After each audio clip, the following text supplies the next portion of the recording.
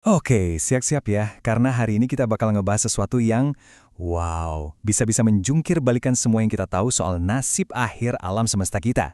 Kita akan bedah sebuah teori radikal yang bisa mengubah cara kita memandang kekacauan, keteraturan, dan bahkan kesadaran itu sendiri. Pasti udah sering dengar kan soal konsep kematian panas alam semesta. Ide yang bilang kalau ujung-ujungnya semua bakal hancur lebur jadi kacau balau. Dan ya, jawaban yang paling umum yaitu, para ilmuwan bilang, alam semesta kita ini pelan-pelan menuju kehancuran kosmik. Makin lama makin dingin, makin gelap, makin, yah, kacau. Dan selama ini, kayaknya kita semua terima-terima aja ya pandangan itu. Tapi, nah ini dia. Gimana kalau ternyata keheningan ini bukan berarti akhir, bukan selesai, tapi justru awal dari sesuatu yang super teratur? Oke, ayo kita bedah lebih dalam lagi. Teori ini jujur aja luar biasa. Katanya alam semesta kita tuh bukannya lagi rusak, tapi justru lagi berevolusi, bergerak menuju sebuah keteraturan yang absolut, yang sempurna. Kebayang nggak? Ini benar-benar membalikkan semua logika yang ada. Biar kebayang bedanya, coba lihat ini. Di satu sisi, pandangan yang udah kita kenal bilang, alam semesta itu bakal jadi super kacau.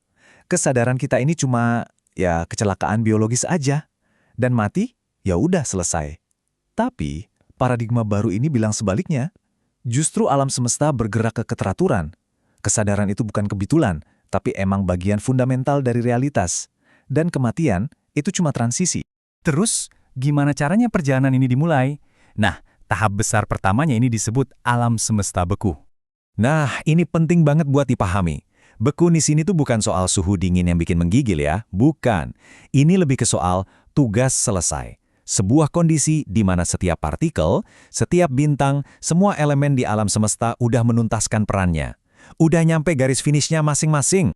Jadi, coba bayangin ini bukan kayak kiamat atau bencana, tapi lebih kayak upacara kelulusan kosmik. Setiap elemen di alam semesta, dari bintang yang segede gaban sampai partikel yang super kecil, itu semua punya tugasnya. Nah, pas tugasnya udah beres, mereka itu nggak hancur.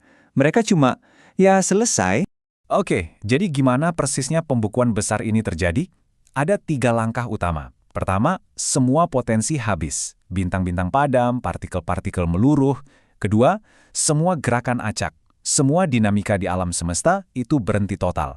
Dan yang terakhir, alam semesta memadat jadi struktur akhirnya yang statis dan super teratur. Nah, inilah jembatan menuju fase berikutnya. Tapi tunggu dulu, perjalanannya nggak berhenti di situ. Si alam semesta beku ini cuma kayak stasiun transit. Tujuan akhirnya, itu sesuatu yang disebut alam konstan.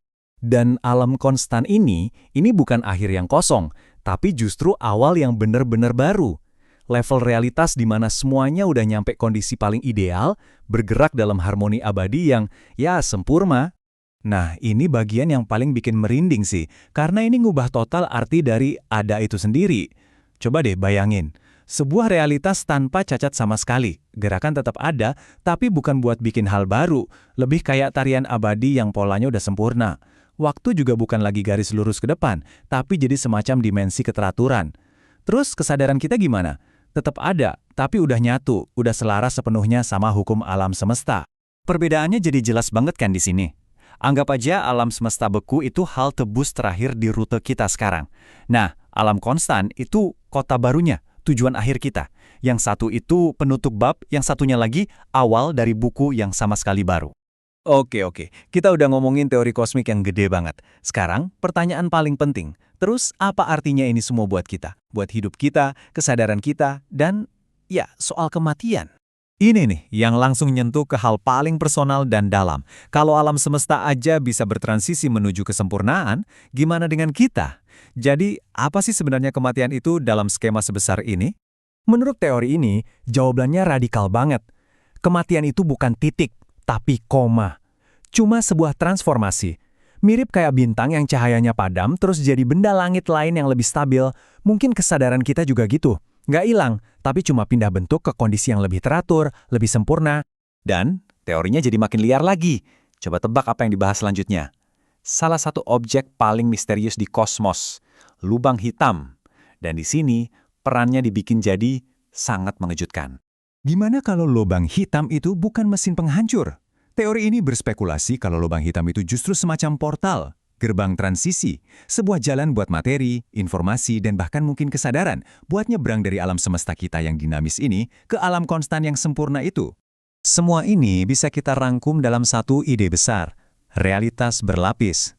Coba bayangin alam semesta kita ini cuma satu level aja, kayak satu panggung yang ceritanya masih terus berjalan, masih berevolusi. Di atasnya ada alam konstan, level paling tinggi, yang udah sempurna.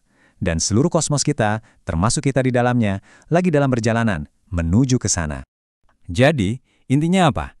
Intinya adalah kerangka berpikir ini benar-benar mengubah cara kita memandang hidup. Kematian bukan lagi tembok besar yang nakutin, tapi lebih kayak sebuah jembatan. Jembatan yang kita lewati untuk menuju keadaan yang lebih agung. Dan ini semua meninggalkan kita dengan satu pertanyaan terakhir yang gede banget. Kalau ini beneran perjalanan epik alam semesta kita ini ada di mana sekarang? Seberapa jauh lagi perjalanannya? Dan apa sih peran kita masing-masing dalam drama kosmik yang luar biasa ini? Sesuatu untuk kita renungkan bareng-bareng.